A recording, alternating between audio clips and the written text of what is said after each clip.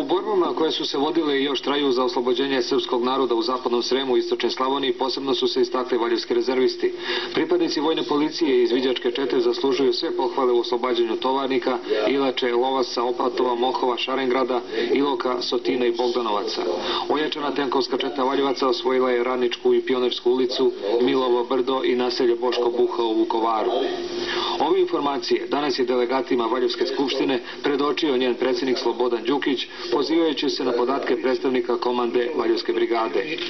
Delegati su upoznati sa činjenicom da su izuzetnu hrabrost, spretnost i snalažljivost pokazali valjevski borci osvajajući Tovarnik i Bogdanovce, čuvena ustaška uporišta.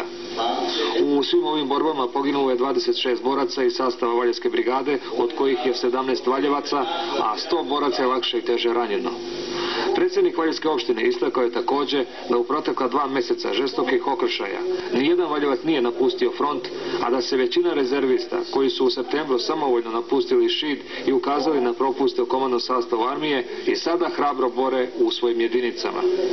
Može se slobodno reći da ovi podaci i činjenice najbolje demantuju priče da su valjevski rezervisti kukavice i dezerteri.